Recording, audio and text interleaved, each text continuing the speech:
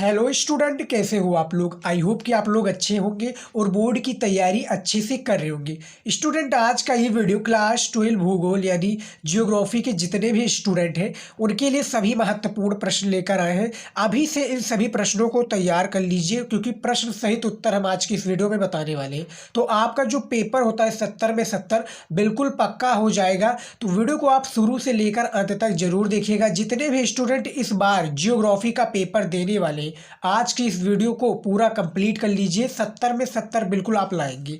आपके स्क्रीन पर ये रहा पहला प्रश्न। क्या है देखिए, प्राकृतिक पर्यावरण की व्याख्या कीजिए। क्या है, जो प्राकृतिक पर्यावरण है इसकी आपको व्याख्या करना है। हम प्रश्न सहित उत्तर भी आपको देंगे तो वीडियो और भी इंटरेस्टिंग हो जाएगी आज की। तो मोस्ट इंपॉर्टेंट है स्टूडेंट, याद रखिएगा। देखिए, भूमि, जल, वायु, पेड़ पौधे एवं जीव जंतुओं द्वारा संयुक्त रूप से निर्मित पर्यावरण को क्या है, पर्यावरण को प्राकृतिक पर्यावरण कहते हैं।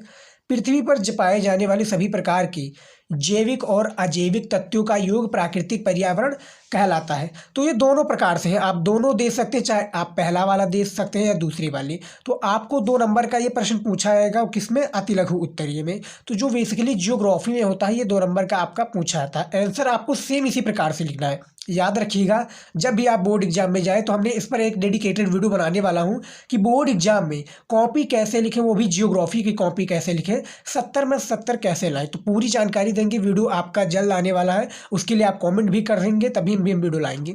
तो कमेंट ज़्यादा से ज़्यादा कीजिएगा, वो वीडियो हम जल्द लाएंगे। तो ये रहा आपका स्क्रीन पर दूसरा प्रश्न। जनसंख्या परिवर्तन के 3 घटक कौन से हैं। जो जनसंख्या परिवर्तन है इसके 3 घटक हैं, मुख्य 3 घटक हैं, जो कि इस प्रकार है। देखिए, कॉपी में इसी प्रकार लिखेगा कि जनसंख्या परिवर्तन के 3 घटक इस प्रकार हैं। क्या है देखिए, जन्म दर, मृत्यु दर और प्रवास। इन तीनों घटकों से किसी क्षेत्र की जनसंख्या का आकार में परिवर्तित होता है। जो जनसंख्या परिवर्तन के 3 मुख्य घटक हैं, यदि आपका यही प्रश्न लॉन्ग क्वेश्चन में पूछ लिया था यानी दीर्घ उत्तरीय प्रश्न में, जिसके लिए एग्जामिनर आपको 6 नंबर देता है, तो जो जन्म दर है, मृत्यु दर है और प्रवास है, इसके बारे में आपको थोड़ा आगे लिखना होगा कि जन्म दर किसे कहते हैं, जनसंख्या में इसका क्या लाभ है, मृत्यु दर में इसका जनसंख्या में क्या लाभ है, या प्रवास में जनसंख्या से क्या लाभ है, क्या इसके परिणाम है। तो इसके बारे में आपको डिटेल में बताना होता। तो ये आपका कंफर्म हो गया। चलिए देखते हैं तीसरा प्रश्न क्या है। देखिए, युवा जनसंख्या की उच्च अनुपात का क्या अर्थ है। मोस्ट इंपॉर्टेंट क्वेश्चन है। और भैया आपने अभी हमें फॉलो नहीं किया इंस्टाग्राम पर, तो लिंक डिस्क्रिप्शन है, जाइए हमें फॉलो कर लीजिए, वहां पर भी हम न्यू न्यू अपडेट्स लाते रहते हैं। तो जो तीसरा प्रश्न है कि जो युवा जनसंख्या के उच्च अनुपात का क्या अर्थ है, यहाँ पर यह प्रश्न की बात हो रही है। तो देखिए, युवा जनसंख्या उच्च अनुपात का अर्थ है। क्या है, उच्च अनुपात का अर्थ है कि प्रदेश में जन्मदर ऊंची व जनसंख्या युवा है।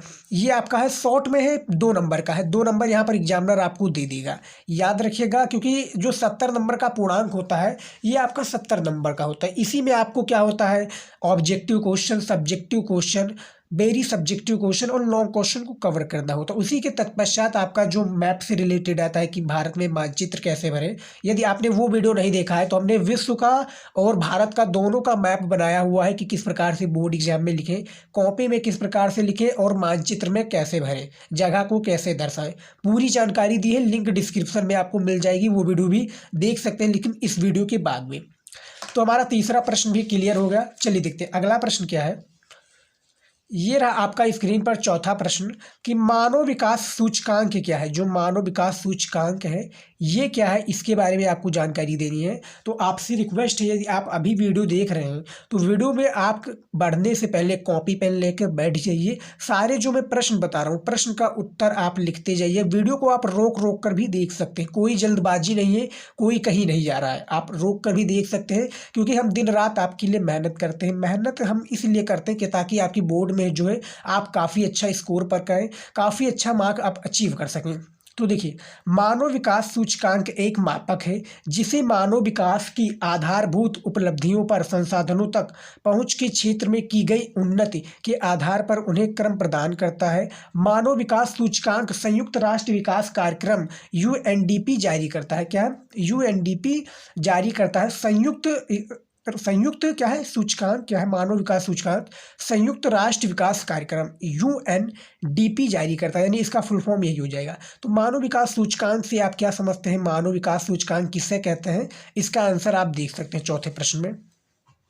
पांचवा प्रश्न देखिए, वाणिज्य पशुधन पालन के चार क्या है, जो वाणिज्य पशुधन पालन के चार क्षेत्रों का नाम लिखिए। पूरे बुक से याद रखिएगा, पूरे बुक से हमने ये सभी प्रश्नों को लेकर आया हूँ, तो आप जाएंगे सारे प्रश्न को मिलाएंगे अपने बुक में, मिल जाएगा, प्रश्न को मिलाएंगे मिल जाएगा, उत्तर भी मिल जाएगा। तो जो वाणिज्य पशुधन पालन के चार प्रमुख क्षेत्र हैं कुछ इस प्रकार से देखिए। पहला आपका हो जाएगा संयुक्त राज्य अमेरिका, दूसरा दक्षिण अफ्रीका, तीसरा ऑस्ट्रेलिया तथा चौथा जो है न्यूजीलैंड। ये वाणिज्य पशुधन पालन के चार प्रमुख क्षेत्र के नाम है जो इस प्रकार है आपके स्क्रीन पर। चलिए देखते हैं। देखिए 6 नंबर प्रश्न क्या है, स्वामित्व के आधार पर क्या है, जो स्वामित्व के आधार पर उद्योगों का वर्गीकरण कीजिए। यहाँ पर आपको आगे लग जाएगा कीजिए, या शॉर्ट में भी पूछ सकता है। ज़्यादा बड़ा क्वेश्चन इसमें अति लघु उत्तरीय में नहीं पूछा जाता, क्योंकि 2 नंबर का होता है, छोटा पूछा जाएगा, लेकिन काम आपका 25 शब्द से ऊपर का रहेगा। तो जो स्वामित्व के आधार पर उद्योगों का वर्गीकरण है निम्नवत है, क्या है देखिए। पहला आपका हो जाएगा सार्वजनिक क्षेत्र के उद्योग, दूसरा निजी क्षेत्र के उद्योग तथा तीसरा संयुक्त क्षेत्र के उद्योग। हमने एक वीडियो जिसमें बनाना है, जिसमें जियोग्राफी की कॉपी किस प्रकार से लिखी पूरी जानकारी देंगे, पॉइंट वाइज किस प्रकार से लिखना है, हेडिंग किस प्रकार से डालना है, क्या क्या उसमें गलतियां नहीं करनी है, किस प्रकार से लिखे ताकि एग्जामिनर जो हमें 70 में 70 दे सके, यानी 70 में 65 तो कन्फर्म रहेगा। इसी प्रकार से यदि आप लिखेंगे तो वो वीडियो, यदि आप कमेंट करेंगे तो वो वीडियो जल्द आएगा। 7वां प्रश्न देखिए, परिवहन को प्रभावित करने वाले 2 मुख्य कारकों का नाम बताइए। 2 मुख्य कारक है, यहाँ पर 2 नंबर आपका कंफर्म हो जाएगा, क्योंकि 1 का 1 नंबर, 2 का 2 नंबर। ये नहीं है कि एग्जामिनर आपका यदि आपने पूरा लिखा है तभी 2 नंबर देगा। यदि आपने थोड़ा भी लिखा है कि जैसे परिवहन के 2 कारक बताए गए हैं, एक ने आपने लिख दिया, एक नहीं आपको पता है, कोई भी लिख देते हैं, तो 1 नंबर तो आपका फिक्स है। तो याद रखिएगा, कोई भी प्रश्न आपको बोर्ड एग्जाम में नहीं छोड़ना है, कुछ भी लिखिए, बल्कि लिखिए, लिखेंगे तभी एग्जामिनर देगा, कॉपी भरी रहनी चाहिए, ये याद रखिएगा। अब कुछ भी का कहने का मतलब ये ना बस समझ लीजिएगा कुछ भी आप लिख सकते हैं। काफ़ी स्टूडेंट जो करते हैं गाली गलौज, गाना, उसके बाद में अपना दुख बताने लगते हैं कि इस प्रकार से था हमारे घर में, तो एग्जामिनर जो भैया वो कुछ नहीं समझता है, वो कॉपी देखता है, आपका प्रश्न का आंसर देता है। प्रश्न का आंसर यदि आप देंगे तभी आपका नंबर दिया जाएगा। तो ये नहीं है आप प्रश्न का उत्तर दीजिए, एग्जामिनर आपको नंबर जरूर देगा। तो जो मांग और देखिए क्या है, मांग और मार्ग परिवहन को प्रभावित करने वाले 2 मुख्य कारक हैं, क्या है 2 मुख्य कारक हैं, ये आपको याद रखना है। 7वां प्रश्न भी हमारा हो गया। चलिए देखते हैं अगला क्या है। देखिए 8वां प्रश्न स्क्रीन पर स्टूडेंट देखिए, सारे प्रश्न को नोट करते जाइएगा। ग्रामीण बस्ती से आप क्या समझते हैं, क्या है जो ग्रामीण बस्ती है इससे आप क्या समझते हैं, इसका आंसर देखिए। ग्रामीण बस्तियां छोटे आकार की होती हैं। इन बस्तियों में प्राथमिक कार्य जैसे कृषि, मत्स्य, खनन, वानिकी आदि किए जाते हैं। जो ग्रामीण बस्ती होते हैं यानी गांव के इलाके में, वो छोटे आकार की होते हैं तथा इन बस्तियों में जो कार्य किए जाते हैं यानी जो काम किया जाता है, कृषि किया जाता है, खेती बाड़ी, मत्स्य यानी मछली का उत्पादन किया जाता है, मछली का पालन पोषण किया जाता है जो कि पानी में होता है, खनन, वानिकी आदि ये सब किए जाते हैं ग्रामीण बस्ती में। तो इस प्रकार से आप समझ सकते हैं, अपने शब्दों में भी आप दे सकते हैं। यदि आप समझ लेते हैं कॉन्सेप्ट को पूरे आंसर का, अपने शब्दों में भी आप प्रेजेंट करेंगे, एग्जामिनर समझ जाएगा। 9 नंबर प्रश्न देखिए क्या है, मेगालोपोलिस नगरों के 4 उदाहरण दीजिए। इस प्रकार से है, 4 उदाहरण देना है, 2 नंबर एग्जामिनर दे देगा। पूरे बुक से याद रखिएगा, जितने भी स्टूडेंट हैं इस बार बोर्ड एग्जाम देने वाले हैं उनके लिए सबसे ज़्यादा इंपॉर्टेंट है। और वीडियो को आप अंत तक जरूर देखिएगा, यानी लास्ट तक, तभी सारा कॉन्सेप्ट आपको समझ में आएगा, वरना बाद में आप बीच में छोड़कर चले जाएंगे, बाद में आपको ही का घाटा होगा, मेरा कोई कुछ भी नहीं जाएगा। क्योंकि आप सारे प्रश्नों को नोट करते जाएंगे तो आपके बोर्ड एग्जाम में आएगा। काफ़ी हमने लेटेस्ट प्रश्न आगे बताए हैं जो आपकी बोर्ड एग्जाम के हेल्पफुल होगा। तो पहला आपका हो जाएगा टोक्यो, दूसरा लंदन, तीसरा न्यूयॉर्क और चौथा आपका मुंबई हो जाएगा को, जो कि मेगापोलिस क्या है, मेगालोपोलिस नगरों के 4 उदाहरण हैं। ये समझ में आ गया। चलिए देखते हैं 10 नंबर प्रश्न देखिए क्या है, जनगणना 2011 के अनुसार भारत की जनसंख्या कितनी है। 2011 की बात हो रही है, जो हमारे 2011 में इंडिया में जनगणना हुई थी, इसके अनुसार जो भारत की जनसंख्या वो कितनी थी या कितनी है। देखिए जनगणना 2011 के अनुसार भारत की जनसंख्या क्या है? भारत की जनसंख्या 121,08,54,977 से अधिक है। इसमें पुरुषों से क्या है, इसमें अधिक हो जाते हैं, यानी पर डे काफ़ी लोगों की मृत्यु होती है, उससे ज़्यादा जन्म होते हैं, यानी बच्चों के जन्म होते हैं, जितने मृत्यु होती है उससे ज़्यादा 2 गुना क्या होती है, जन्म होती है इंडिया में से अधिक है। इसमें पुरुषों की जनसंख्या क्या है? जो इसमें पुरुषों की जनसंख्या है 62 लाख क्या है, 62 करोड़ 32 लाख 70,258 तथा महिलाओं की जनसंख्या 58 करोड़ 75 लाख 84,719 है। ये 2011 की जनगणना की बात हुई। अब जिसे अब की बात हो रही 2023 की बात हो रही हो, तो मैं बता दूं अब की जो जनगणना है प्रेजेंट टाइम में 140 करोड़ है। यानी ये 2011 का हो गया, यानी आज से 12 या 10 साल 11 साल। तो ये 2011 में जनगणना हुई थी, लेकिन अब की बात की जाए तो 140 करोड़ से अधिक जनसंख्या बढ़ रही है दिन ब दिन। ये आपको याद रखना है। उसके बाद में देखिए 11 नंबर प्रश्न क्या है? भारत की प्रमुख जनसांख्यिकीय क्या है? भारत की जो प्रमुख जनसांख्यिकीय विशेषताएं बताइए। तो जनसांख्यिकीय विशेषताएं आपको बताना है। देखिए किस प्रकार से इसका आंसर देना है आपको। देखिए आयु, लिंग, निवास स्थान, भाषा, वैवाहिक स्थिति, मानव प्रजातियां, साक्षरता, शिक्षा, व्यावसायिक संरचना आदि भारत की प्रमुख क्या है, जनसांख्यिकीय विशेषताएं हैं। इसी प्रकार से आपका प्रश्न पूछा जाएगा। छोटा प्रश्न भी पूछा जा सकता है कि भारत की जनसांख्यिकीय क्या है, या भारत की जनसांख्यिकीय से आपका क्या आशय है। तो यही सब आप लिख देंगे। 2 नंबर आपका कहीं पर नहीं गया है। इससे पहले हमने लघु उत्तरीय पर वीडियो बनाया था और लॉन्ग क्वेश्चन पर बनाया था। काफ़ी स्टूडेंट ने कमेंट किया था कि सर उस पर भी वीडियो बनाइए। तो हमने मोस्ट इंपॉर्टेंट जो आपका लॉन्ग क्वेश्चन है, यानी दीर्घ उत्तरीय प्रश्न, यदि आप वो वाला वीडियो देख सकते हैं तो आपके लिए भी जो आपका 12 नंबर है, यानी 2 प्रश्न पूछे जाते हैं, आपका 12 नंबर कंफर्म हो जाएगा उस वीडियो के देखने के बाद में। जितने भी हमने उस वीडियो में प्रश्न बताए इंपॉर्टेंट है, रिलेटेड है, बोर्ड एग्जाम में आने की काफ़ी चांसेस है, तो तैयार कर लीजिएगा। उसके बाद में देखिए 12 नंबर प्रश्न क्या है? आंतरिक प्रवास के अंतर्गत क्या है? जो आंतरिक प्रवास है, इसके अंतर्गत प्रवास को किन 4 धाराओं में विभक्त किया गया है? 4 धाराएं में विभक्त किया गया है। तो देखिए ग्रामीण से ग्रामीण, ग्रामीण से नगरीय, और तीसरा जो है आपका देखिए क्या है, नगरीय से ग्रामीण तथा नगरीय से ग्रामीण। यानी जो प्रवास लोग हैं, यानी जो हमारे गांव से जाते हैं, जैसे ग्रामीण से ग्रामीण जाते हैं, नगरीय से नगरीय, और नगरीय तथा नगरीय से ग्रामीण। ये 4 कॉन्सेप्ट हैं जो कि प्रवास की 4 धाराएं विभक्त किए जाते हैं। यदि आपका यही प्रश्न लघु उत्तरीय में पूछ लिया जाता तो इसमें आपको थोड़ा लिखना होता कि ग्रामीण से ग्रामीण क्यों होता है प्रवास, ग्रामीण से नगरीय का प्रवास से क्या तात्पर्य है, पूरा बताना होता। अगला प्रश्न है हमारा 13 नंबर। देखिए भारत के बच्चों में क्या है? जो भारत के बच्चों में घटते लिंगानुपात के 2 कारण बताना है। यहाँ पर आपको 2 कारण बता दीजिए, आपका पूरा कॉन्सेप्ट क्लियर हो जाएगा। तो जन्म के समय कम लड़कियों का पैदा होना तथा पुत्र की लालसा में कन्या भ्रूण हत्या भारत के बच्चों की घटते लिंगानुपात की 2 कारण हैं। आप अपने पॉइंट वाइज हमेशा लिख सकते हैं, पॉइंट वाइज से भी इसका आंसर दे सकते हैं। पॉइंट वाइज से देंगे तो काफ़ी अच्छा रहेगा, एग्जामिनर को भी समझने में अच्छा आएगा।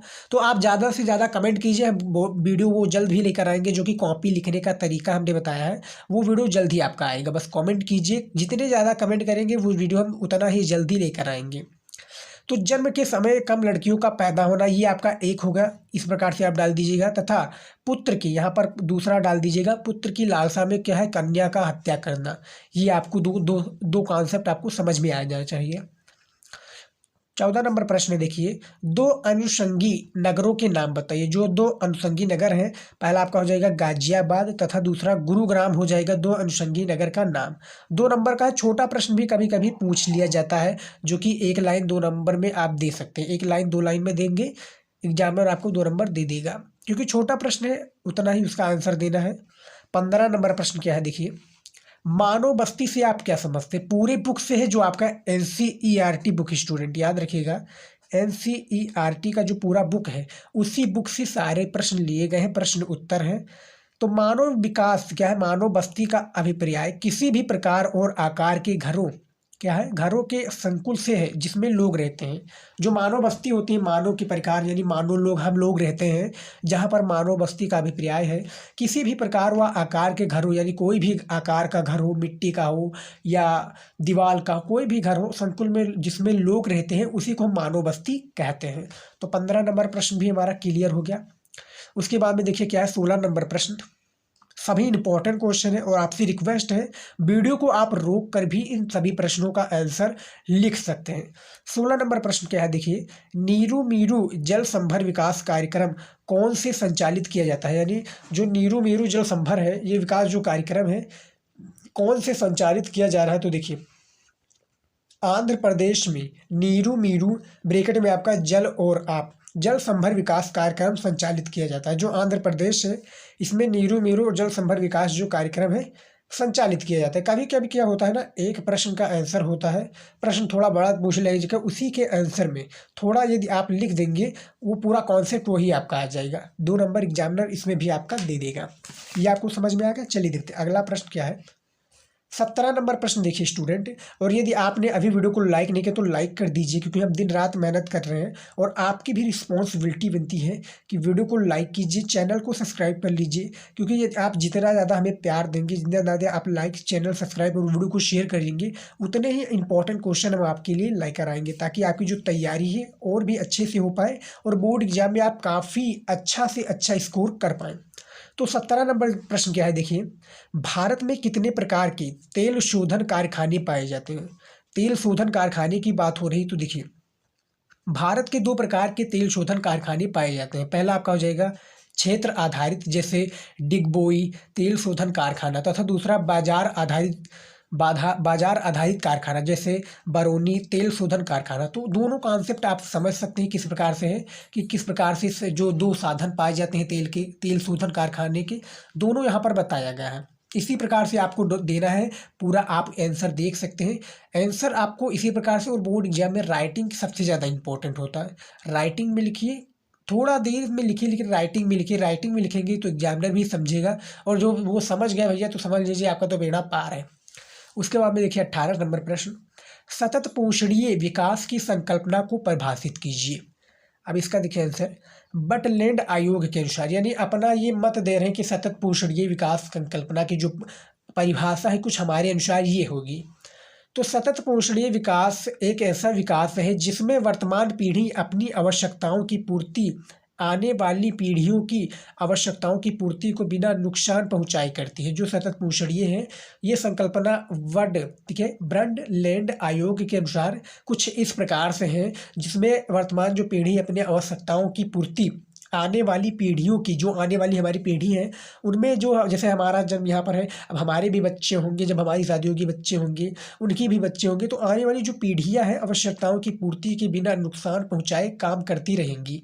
ये आपको कॉन्सेप्ट समझ में आ गया। 19 नंबर प्रश्न देखिए क्या है, संदूषित क्या है, संदूषित जल के आयोग से होने वाली 2 बीमारियों का नाम बताइए। जो संदूषित जल है इसके आयोग से जो 2 बीमारी हैं ये बताना है। ज्योग्राफी का मोस्ट इंपॉर्टेंट यही सब प्रश्न है, और इनको तैयार कर लेंगे तो जो आपका अति लघु उत्तरीय प्रश्न है, यानी जो अति लघु उत्तरीय है 2-2 नंबर का, शायद ही आपका 10 क्वेश्चन या 8 क्वेश्चन पूछे जाते हैं, तो वो क्लियर हो जाएंगे, यानी सारे प्रश्न का आंसर आपको आ जाएगा। तो पहला आपका हो जाएगा डायरिया, तथा दूसरा हेपेटाइटिस। क्या है, हेपेटाइटिस, ये आपका हो जाएगा, जो कि संदूषित जल से उपयोग में बीमारियां जो हैं ये 2 कुछ इस प्रकार से हैं। ये समझ में आ गया। चलिए देखते हैं अगला प्रश्न क्या है। सूचकांक से क्या तात्पर्य है। जो सूचकांक है इससे आपका क्या तात्पर्य है, पूरा डिटेल में इसका आंसर देना है। तो देखिए छोटा है, छोटा कॉन्सेप्ट है, 2 नंबर का है। तो सूचकांक चर अथवा एक सांख्यिकीय माप है। क्या है, जो सूचकांक है चर एक सांख्यिकीय माप है, जो कि इस प्रकार से है। आज की इस वीडियो में हमने सिर्फ महत्वपूर्ण अति लघु उत्तरीय प्रश्न लेकर आया था, जो कि भूगोल यानी जियोग्राफी के लिए सबसे ज़्यादा इंपॉर्टेंट था। तो आज की इस वीडियो में बस इतना ही। आई होप कि आपको वीडियो पसंद आए तो लाइक कीजिएगा, अपने दोस्तों के साथ वीडियो को शेयर करना मत भूलिएगा। मिलता है नेक्स्ट वीडियो में नए टॉपिक के साथ, तब तक के लिए गुड बाय, जय हिंद। पढ़ते रहिए और अच्छी सी जो है आप लोग बोर्ड की तैयारी करते रहिए।